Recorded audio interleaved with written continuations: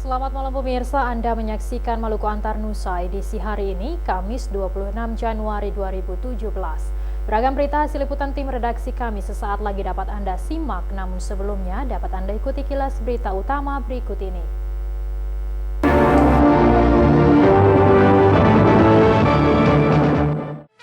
Caretaker Bupati Buru akan dilantik awal Februari 2017. Gubernur Maluku menegaskan tambang emas Gunung Botak di Pulau Buru tidak ditutup.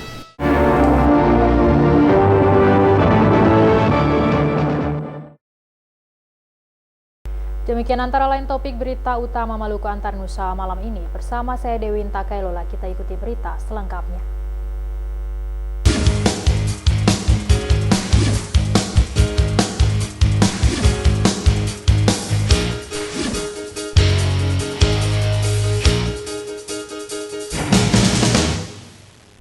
Pemirsa, pemerintah Provinsi Maluku telah menerima surat keputusan Menteri Dalam Negeri terkait dengan penetapan pejabat Bupati Buru.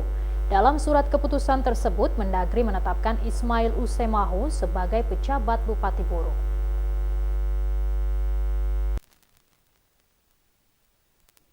Setelah menerima surat keputusan dari Menteri Dalam Negeri terkait dengan penetapan penjabat Bupati Buru, pemerintah provinsi telah mengagendakan acara pelantikan. Sesuai jadwal, pelantikan penjabat Bupati Buru akan dilakukan pada 2 Februari mendatang. Hal itu disampaikan Gubernur Maluku Said Assagaf. Menurut Gubernur, pemerintah Provinsi Maluku telah menerima surat keputusan Menteri Dalam Negeri terkait dengan penetapan penjabat Bupati Buru. Dari 3 nama yang diusulkan, Menteri Dalam Negeri telah menetapkan Ismail Usemahu yang kini menjabat Kepala Dinas Pekerjaan Umum Maluku sebagai penjabat Bupati Buru. Tanggal 2? Ya, tanggal 2 ya, tanggal 1 itu saya mesti pulang tanggal 2. Tanggal 30 kan saya ada diundang dengan Presiden di Solo. Ya, nah nantilah. Tuh, ada undangan di Solo, toh. Dan semua gubernur kumpul di Solo. Ya, tanggal 30. Tanggal 1 itu kemungkinan ada rapat juga di Jakarta. Tapi saya tetap akan lantik tanggal 2. Ya. Udah. Iya. Pelantikan penjabat Bupati Buru oleh Gubernur Maluku akan dilaksanakan di Ambon pada tanggal 2 Februari mendatang, menyusul berakhirnya masa kepemimpinan Bupati dan Wakil Bupati Ramli Umasugi dan Johanna Sudrajat pada hari itu. Frida Rayman Hamzah melaporkan.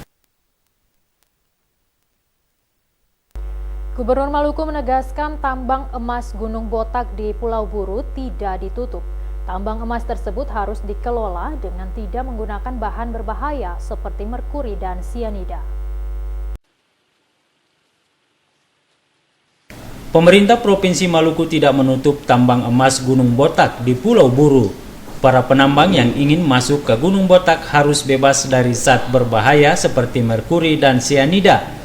Apabila ditemukan ada penambang yang membawa merkuri atau sianida, maka yang bersangkutan akan diusir.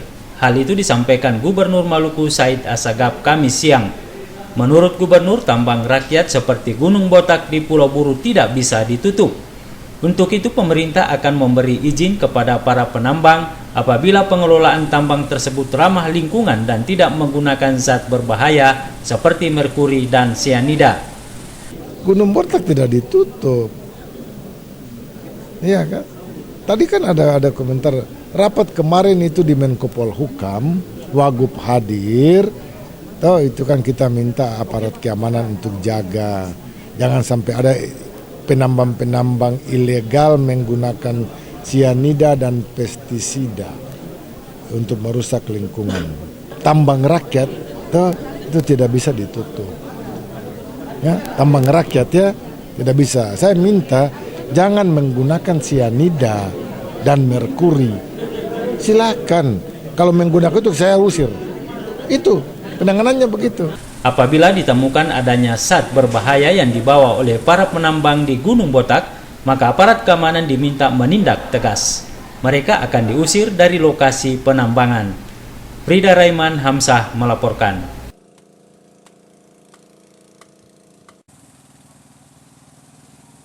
Puluhan masyarakat adat bersama Aliansi Masyarakat Bupolo melakukan demonstrasi di sepanjang Jalan Kota Namlea hingga Mapolres Buru Rabu siang. Mereka mendesak pemerintah dan kepolisian mengatasi persoalan kembalinya para penambang ilegal di Gunung Botak. Mereka menduga kembalinya para penambang liar di Gunung Botak di-backing oleh oknum-oknum dengan kepentingan tertentu.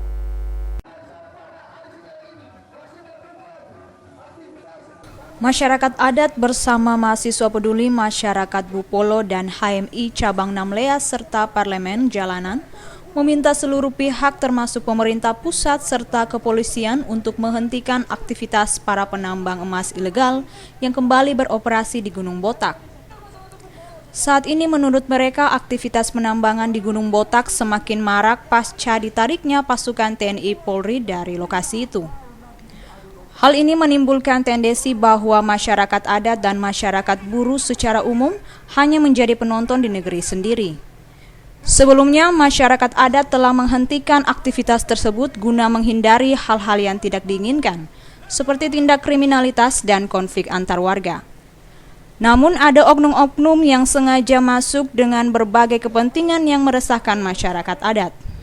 Kalau datang di negeri ini dengan tujuan membangun, legal, bismillah, mari membangun negeri ini. Tapi kalau datang mengadu domba untuk memperoleh propagator, tangkap dan diadili. Mengadu domba. Saya atas nama lembaga, saya akan memperjuangkan titik darah penghabisan demi persatuan KYY. Kita orang Fuka Bupolo, kita orang Jokayeli dengan semangat bertemera berasehe dengan persatuan KYY. Sekarang hancur karena kepentingan pembisnis durhaka seraka di negeri ini. Karenanya mereka mendesak agar aparat keamanan kembali ditempatkan di Gunung Botak serta mengusir para penambang ilegal di sana. Mereka berharap persoalan tersebut tidak ditunda penyelesaiannya sehingga tidak menimbulkan keresahan warga yang berlarut-larut. Dari Namlea, Eren Stasi Jawa melaporkan.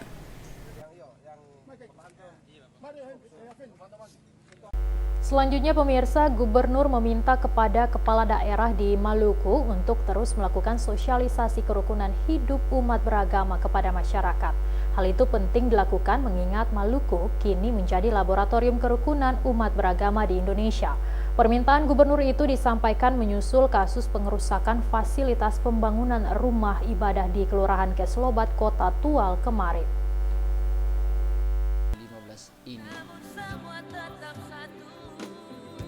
Kehidupan kerukunan umat beragama di Maluku saat ini menjadi perhatian nasional maupun dunia. Bahkan Maluku kini ditetapkan sebagai laboratorium kerukunan umat beragama di Indonesia.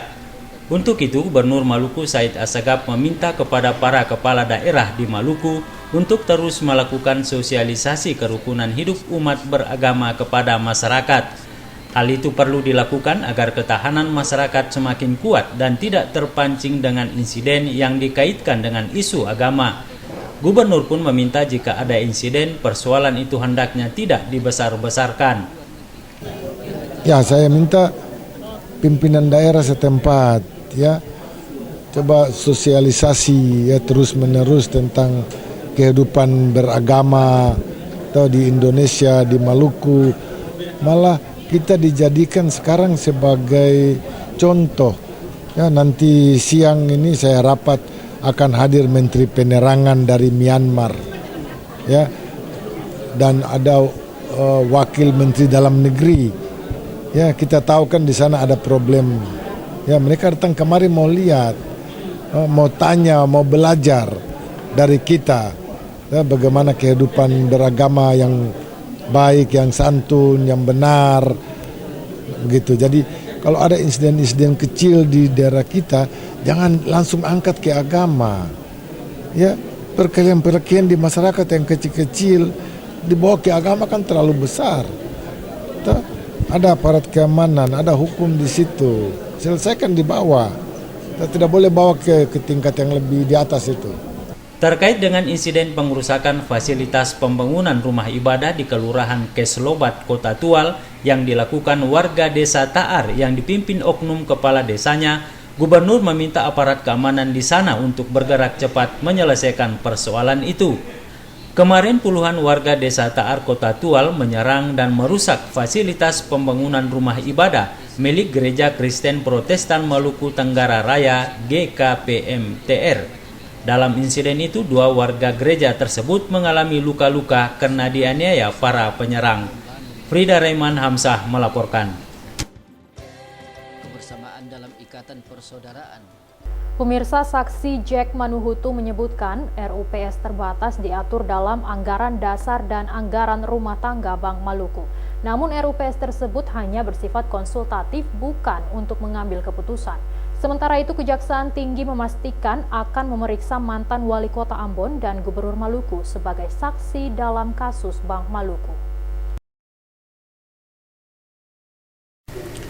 Mantan Kepala Subdivisi Renstra dan Korsek Bank Maluku Jack Manuhutu menjelaskan pembelian kantor cabang Bank Maluku di Surabaya tahun 2014 melalui beberapa memorandum, salah satunya hasil survei dari Divisi Renstra dan Korsek. Saksi mengakui pembelian gedung Bank Maluku di Jalan Darmo nomor 51 Surabaya tidak masuk dalam survei oleh tim.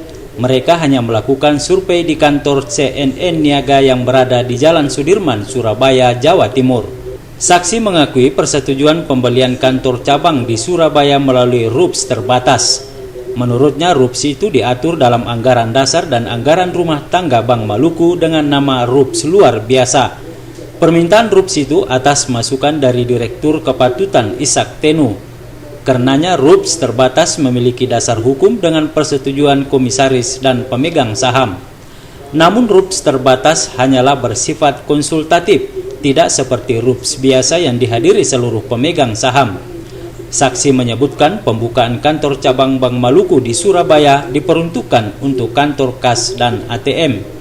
Sementara itu, Kasih Penyidikan Kejati Maluku Ledrik Takendengan memastikan Kejaksaan akan memanggil mantan Wali Kota Ambon Risat Lohana Pesi dan Gubernur Maluku Said Assagaf untuk diperiksa sebagai saksi dalam kasus Bank Maluku. Keduanya akan diperiksa untuk melengkapi berkas tersangka Jack Manuhutu, mantan Kepala Subdivisi Renstra dan Korsek Bank Maluku. Assagaf dan Lohana Pesi melakukan RUPS terbatas yang menyetujui pembelian tanah dan gedung kantor cabang Bank Maluku di Surabaya senilai 54 miliar rupiah. Namun RUPS itu ditandatangani pada Februari 2015. Sedangkan persetujuan pembelian mereka disampaikan November 2014 atau 3 bulan sebelum RUPS ditandatangani. Rahma Latukonsina dan Fani Letahid melaporkan.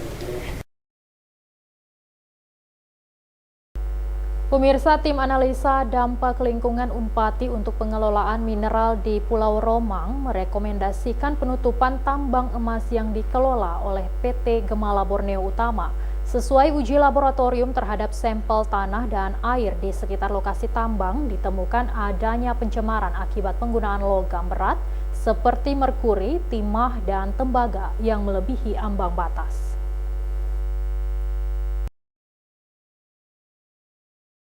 Selain penggunaan logam berat yang melebihi ambang batas, pencemaran telah terjadi pada air dan tanah akibat adanya kadar logam yang cukup tinggi. Uji laboratorium terhadap sampel tanah dan air dilakukan di 2 tempat berbeda, yaitu di Unhas Makassar dan Laboratorium Kesehatan Ambon. Pencemaran ini membuat warga Pulau Romang takut mengkonsumsi air bersih di kawasan itu. Hasil uji laboratorium tersebut telah disampaikan tim kepada Gubernur Maluku dalam pertemuan yang berlangsung Selasa lalu. Ketua Tim Peneliti Dampak Lingkungan Pulau Romang, Profesor Dr. Agustinus Castanya menyatakan, sesuai hasil kajian ini, pihaknya merekomendasikan agar aktivitas tambang dihentikan sementara sambil menunggu kajian lebih lanjut. Castanya menduga telah terjadi kegiatan pengolahan terhadap sumber daya alam di Pulau Romang yang awalnya hanya diizinkan untuk mendapatkan sampel logam mulia itu. Karena itu penyebaran dari zat-zat kimia yang sudah cukup tinggi dan berbahaya ini dia cepat saja tersebar ke tanah, air tanah, juga di laut ya. Sehingga isu-isu masyarakat tentang laporan masyarakat tentang kematian cengkeh, pala maupun rumput laut diduga dengan pencemaran ini bisa saja itu merupakan faktor utama dan bisa memicu semua hama penyakit untuk bisa menyerang tanaman-tanaman atau rumput laut ini. Ahli kimia lingkungan Unpati, Dr. Neti Siahaya menyatakan indikasi pengolahan emas dibuktikan dengan adanya kadar logam berat. Pencemaran lingkungan ini berdampak buruk bagi kesehatan warga setempat dalam jangka panjang. Penelitian terhadap lingkungan dilakukan berdasarkan laporan warga Romang kepada gubernur tentang rusaknya tanaman pala cengkeh dan rumput laut yang menjadi sumber penghasilan mereka. Penggunaan logam berat. Karena kalau logam berat itu berarti ada pengelolaan yang salah dalam dalam mineral ikutan yang ada di emas itu. Jadi analisis logam berat itu ternyata merkuri lewat. Ya. Jadi kalau merkuri itu indikasinya kalau sudah di merkuri berarti pengelolaan emas sudah terjadi di sana. Jadi merkuri ternyata standar baku merkuri untuk dunia, karena tanah di Indonesia belum ada standar baku. Jadi kami mencoba untuk menggunakan beberapa institusi dunia. Salah satunya adalah SEPA, itu Swiss Environment Agency, itu jadi dia berhubungan dengan bagaimana Swiss itu melakukan analisis untuk lihat bahwa kadar merkuri dalam tanah yang 0,05 itu saja yang tertinggi, tapi yang kami dapat paling tinggi daripada Minamata lagi. Gubernur Maluku Said Assegaf sebelumnya menegaskan sesuai hasil penelitian tim AMDAL Unpati, aktivitas tambang emas Romang yang dikelola PT GBU akan dikaji lagi dan kemungkinan ditutup. Melki Latusaule, Sarles Bolaman melaporkan. Aktivitas tambang emas Romang terindikasi telah mencemarkan lingkungan setempat. Untuk memastikan hal itu, pemerintah Provinsi Maluku telah membentuk tim penelitian yang diterjunkan ke Romang. Hasil kerja tim adalah merekomendasikan tambang emas di Pulau Romang ditutup karena merusak lingkungan. Dan berikut keterangan Gubernur Maluku Said Assegaf.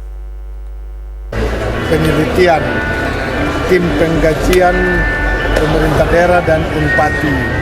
Kemarin kan para ahli ke sana, para pakar ke sana, profesor ke sana, meneliti dan mengambil sampel tanah, air yang ada di sekitar lokasi penambangan, wawancara dengan masyarakat. Mereka kemarin bawa laporan setebal begini, ya, dan kesimpulan kami diskusi semua ada kerusakan lingkungan. Dan saya kan janji, ya kalau itu ada kerusakan lingkungan yang kita hentikan, ya kita stop. Pemirsa, Panitia Hari Pers Nasional menyiapkan 2 skenario terhadap penyambutan Presiden dan pelaksanaan puncak peringatan Hari Pers Nasional tanggal 9 Februari mendatang. 2 skenario penyambutan pelaksanaan HPN disesuaikan dengan agenda Presiden yang akan menghadiri puncak HPN tanggal 9 Februari 2017 di Ambon.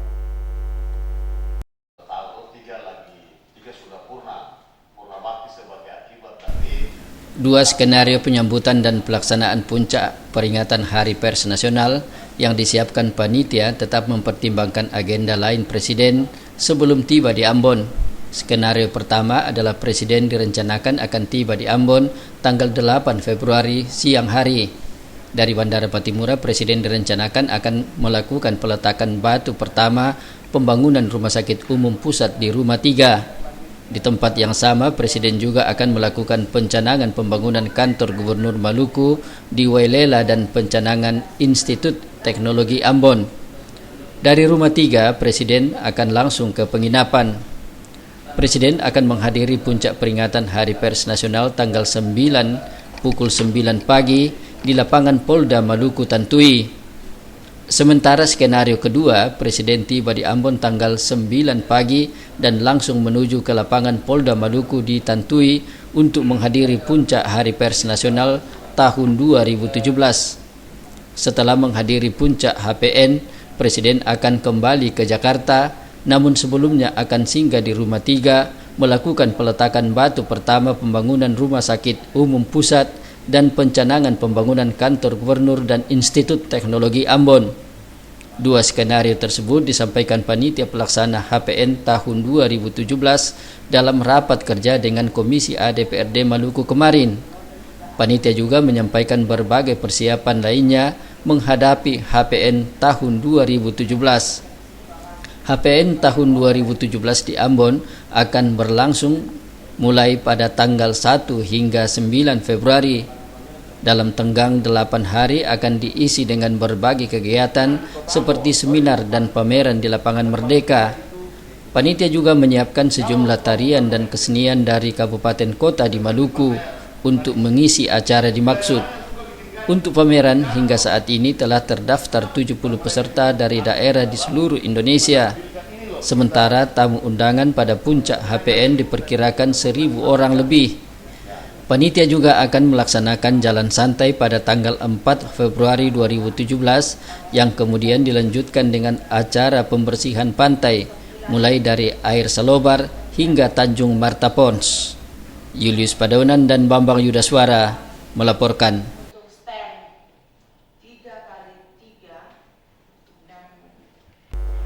Dan pemirsa, sejumlah rangkaian kampanye pemilu kada di Kota Ambon dan Maluku Tengah dapat Anda simak dalam segmen Pemilu Kada Serentak 2017 berikut ini.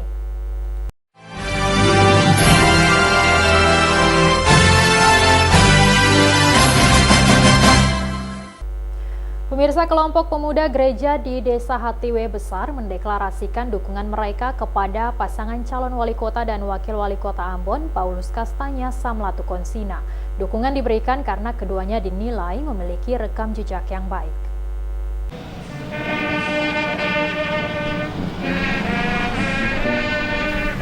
Deklarasi pemuda gereja tersebut dinyatakan dalam kampanye tatap muka dengan warga Hatiwe Besar Senin sore. Di hadapan ratusan massa pendukung pantas, pemuda gereja Desa Hatiwe Besar mendeklarasikan dukungannya kepada Paulus Kastanya dan Samlatu Konsina. Kelompok pemuda gereja itu mengaku berpikir rasional dalam melihat rekam jejak Paulus Kastanya, Samlatu Konsina saat menjabat di birokrasi. Keduanya dipandang sebagai birokrat yang bersih. Ketua pemuda setempat menyebutkan mereka ada ratusan orang yang tergabung dalam Angkatan Muda Protestan Maluku Desa Hatiwe Besar. Dirinya yakin kader Angkatan Muda Gereja Protestan Maluku akan berpikir rasional dalam menentukan pilihan calon wali kota dan wakil wali kota Ambon 5 tahun ke depan. Pemuda gereja yang rasional akan memilih Paulus Kastanya dan Samlatu Konsina jika melihat rekam jejak keduanya.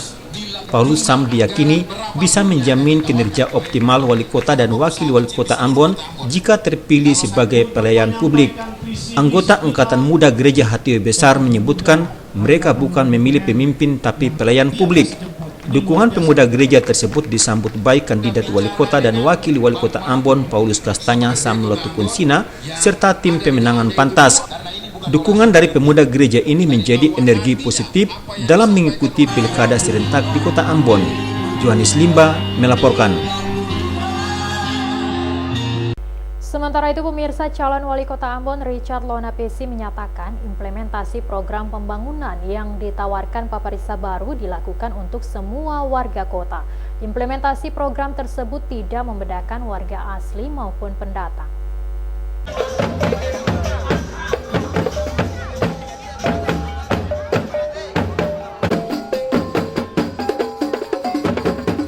Richard Lonapesi dalam kampanye terbatas yang digelar bersama warga Pasar Lama dan Pasar Gambus menyatakan tidak ada perbedaan antara warga asli dan warga pendatang. Program pembangunan yang ditawarkan pasangan berakronim Paparisa Baru itu untuk semua warga kota. Warga asli Ambon dan pendatang mempunyai hak yang sama untuk membangun kota ini. Lonapesi menyatakan saat dirinya menjabat wali kota, ada jabatan kepala dinas yang diduduki putri asal Sulawesi Tenggara. Ini merupakan bukti bahwa calon wali kota petahana yang berkomitmen membawa Paparisa Baru menang di Pilwakot tidak akan membeda-bedakan suku dalam membantu dirinya bersama Syarif Adler memimpin kota ini di periode mendatang. Dengannya warga Pasar Lama dan Pasar Gambus tidak mesti termakan isu yang bergulir tentang adanya calon wakil wali kota yang bukan asli Ambon. Richard Lonapesi menyatakan komitmennya untuk membenahi Pasar Martika maupun Pasar Batu Merah. Kendati ada isu tidak sedap yang bergulir di masyarakat tentang adanya pemindahan pasar itu. Saat ini pembenahan pasar tengah dilakukan pemerintah kota Ambon dengan memperluas Pasar Apung. Setelah Pasar Apung ini selesai, PKL dapat menempati lokasi di pasar itu dan tidak lagi berjualan di badan jalan. Dengannya lalu lintas di kawasan itu akan berjalan lancar. Jalan itu pun bisa digunakan sebagai jalur alternatif bagi kendaraan di kota Ambon. Melkilatus Saule, Sarlas Polaman melaporkan. Sangat besar tenaga kerja. Jangan kita berbicara menyiapkan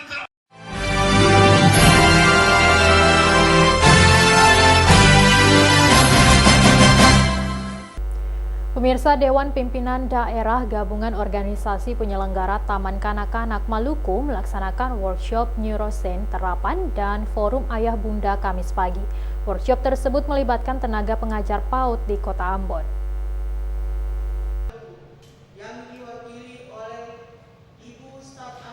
Kegiatan workshop Neuroscience Terapan dan Forum Ayah Bunda yang dilakukan GOP TKI Maluku ini merupakan hasil Rakernas tahun 2016 lalu.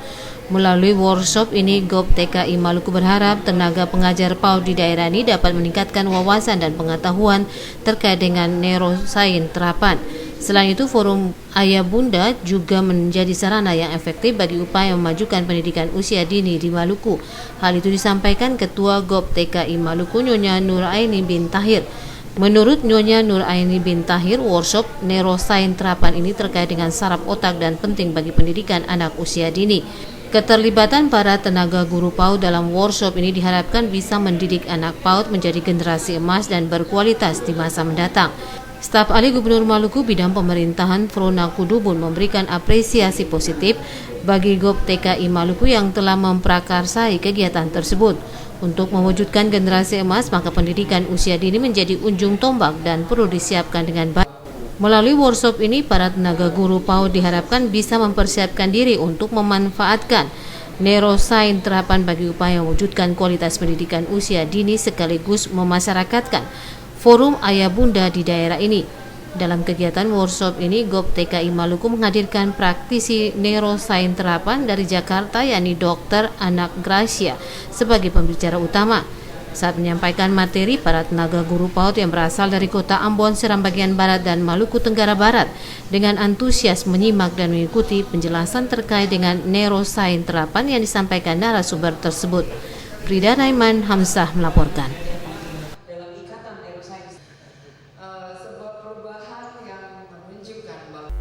Pemirsa, Menteri Hukum dan HAM Yasona Lauli mengingatkan petugas imigrasi untuk tidak melakukan pungutan liar.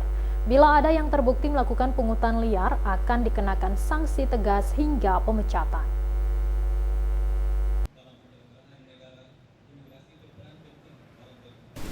Indonesia sebagai negara asal, negara tujuan maupun negara transit saat ini diperhadapkan dengan isu keimigrasian.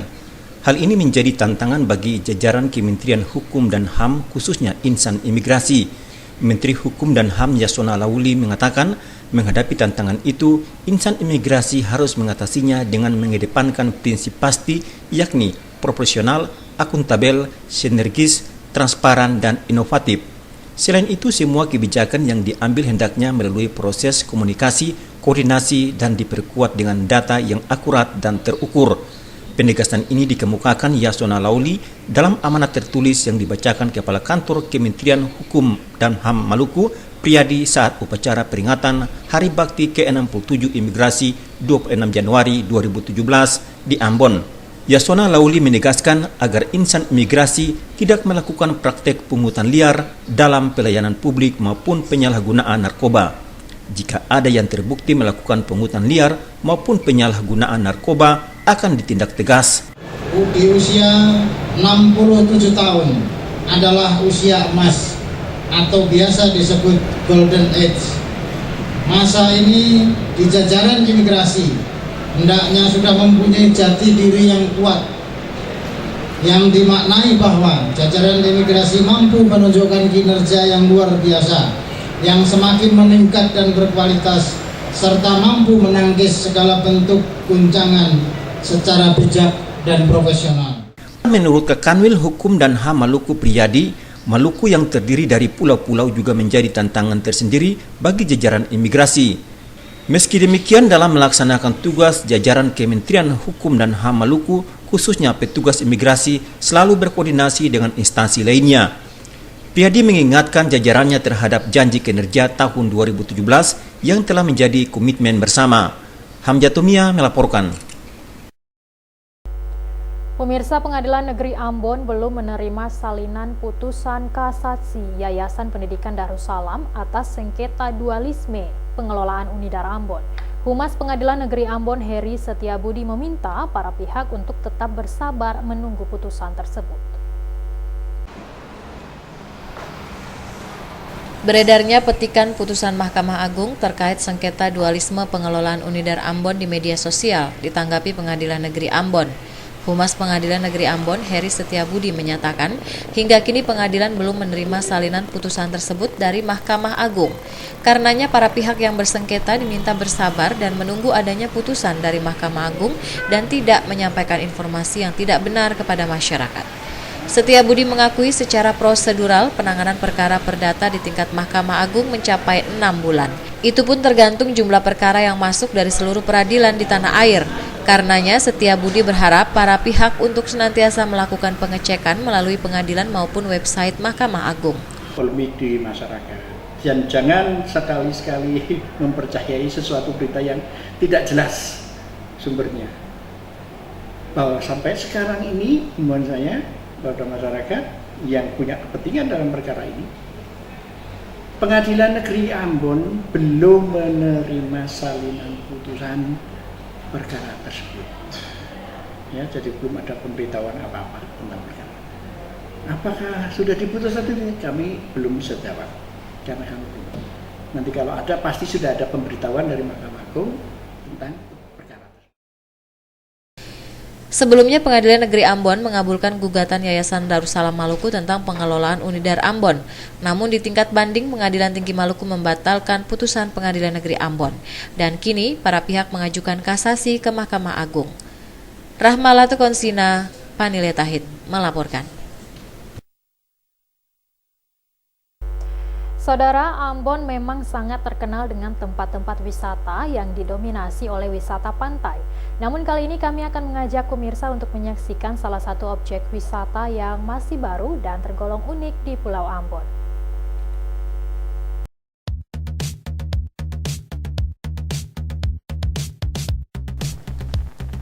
Ambon memang sangat terkenal dengan tempat-tempat wisata yang didominasi oleh wisata pantai. Namun kali ini saya akan mengajak pemirsa untuk menyaksikan salah satu objek wisata yang masih baru dan tergolong unik di Pulau Ambon. Rumah Pohon Desa Wai adalah salah satu objek wisata baru di Pulau Ambon. Terletak di Kecamatan Salahutu, Kabupaten Maluku Tengah, atau tepatnya di kaki Gunung Salahutu, yang adalah juga merupakan tempat wisata bagi para pendaki gunung. Tempat wisata Rumah Pohon ini dapat ditempuh dengan waktu kurang lebih 30 menit dari pusat kota Ambon. Dan dari jalan utama menuju ke lokasi ini, pemirsa harus menempuh jarak yaitu kurang lebih 3 km. Meskipun tergolong baru, namun akses menuju Rumah Pohon Wai sangatlah mudah. Jalan yang baru saja dibuka telah beraspal sehingga bisa menggunakan kendaraan bermotor baik roda 2 maupun roda 4. Memang, tempat wisata ini belum memiliki nama resmi. Namun masyarakat di Ambon menyebutnya dengan tempat wisata Rumah Pohon Wai. Disebut Rumah Pohon karena awalnya di lokasi ini terdapat sebuah pohon yang didesain sedemikian rupa hingga menjadi tempat untuk berteduh. Sedangkan Wai adalah nama desa di mana rumah pohon ini berada. Sekilas lokasi ini terlihat biasa saja, karena lokasi ini baru saja dibuka oleh pemiliknya dan masih dibangun sejumlah fasilitas-fasilitas lain yang bertujuan untuk menarik para wisatawan untuk berkunjung ke lokasi ini. Selain baru, Rumah Pohon Wai adalah salah satu lokasi wisata yang bisa dibilang unik. Karena di Ambon banyak terdapat lokasi wisata pantai. Meskipun belum rampung pengelolaannya, namun sudah banyak wisatawan lokal yang berkunjung di Rumah Pohon Wai ini. Selain rumah pohon, di lokasi yang baru dibangun ini terdapat gazebo-gazebo yang disediakan sebagai tempat bersantai bagi para pengunjung. Mereka yang datang ke lokasi wisata ini biasanya memanfaatkan waktu luang untuk beristirahat dan juga berfoto-foto bersama teman, kerabat, maupun bersama keluarga.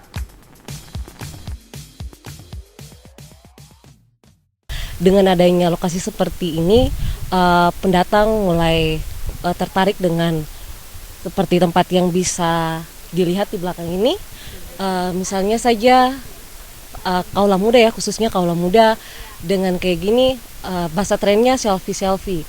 Setelah itu dipamerkan di sosmed, di sosial media, dan juga kita rasa mungkin bukan kaula muda saja, tetapi para orang tua juga tertarik dengan hal-hal seperti begini. Mungkin dengan adanya kayak gini, bagian daripada refreshing untuk keluarga juga bisa datang ke sini, mengisi hari-hari liburan mereka. Ketika berada di atas rumah pohon ini, lokasi yang awalnya terkesan biasa-biasa saja akan membuat terpesona setiap pengunjung yang bertandang ke lokasi ini. Pemandangan yang alami, dikelilingi oleh pepohonan, seakan membuat pikiran dan hati merasa tentram, serta bisa melepas kepenatan dari berbagai aktivitas yang dilakukan. Nah, bagi pemirsa yang ingin bersantai dan menghabiskan waktu dengan panorama alam yang sejuk bersama orang-orang terdekat, lokasi wisata rumah pohon di Desa Wai adalah salah satu pilihan yang cocok dan menyenangkan bagi pemirsa.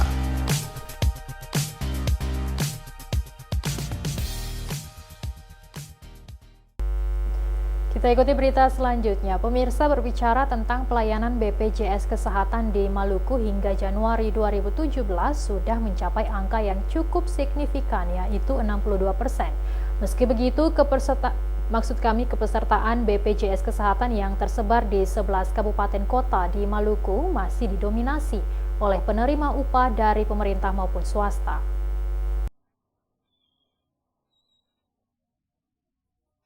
Dalam rangka meningkatkan pelayanan di sektor kesehatan di Maluku, Badan Penyelenggara Jaminan Sosial BPJS Kesehatan Provinsi Maluku hingga kini sudah melakukan kerjasama dengan lebih dari 20 rumah sakit di daerah ini. Bahkan di 11 kabupaten kota di Maluku, BPJS memiliki kantor pelayanan operasional untuk menjawab setiap keluhan dan memberikan informasi bagi masyarakat yang sudah memiliki kartu keanggotaan BPJS atau bagi mereka yang baru akan menggunakan layanan BPJS Kesehatan. Dengan begitu, meskipun dengan kondisi geografis Maluku yang cukup sulit, namun BPJS Kesehatan sudah mengcover lebih dari 50% masyarakat Maluku. Hingga saat ini, BPJS Kesehatan Maluku terus meningkatkan kualitas pelayanan mereka bagi masyarakat. Meskipun dalam upayanya ditemui berbagai permasalahan seperti ketersediaan obat-obatan dan kurangnya tenaga medis di daerah ini. Yang paling mencolok sebenarnya kita adalah ketersediaan tenaga dokter mungkin masih sangat kurang di Maluku, terutama spesialis begitu, sehingga otomatis ini juga akan sangat dibutuhkan sebetulnya dalam pemberian pelayanan kesehatan. Kemudian mungkin sarana prasarana yang saya yakin juga sudah menjadi perhatian oleh pemerintah daerah untuk terus melengkapi gitu, karena kalau memang sarana prasarana pelayanan kesehatan ada semua lengkap di sini, artinya yang mendapatkan pelayanan adalah masyarakat Maluku sendiri begitu. Artinya ini kita selalu berkoordinasi dengan pemerintah daerah, terutama pemerintahan provinsi, bagaimana supaya kelengkapan sarana prasarana, ketersediaan obat, SDM, tenaga dokter dan bidan, kemudian hal yang lainnya bisa terus ditingkatkan sehingga pemberian layanan kesehatan kepada masyarakat, terutama peserta jaminan kesehatan nasional, bisa terus meningkat.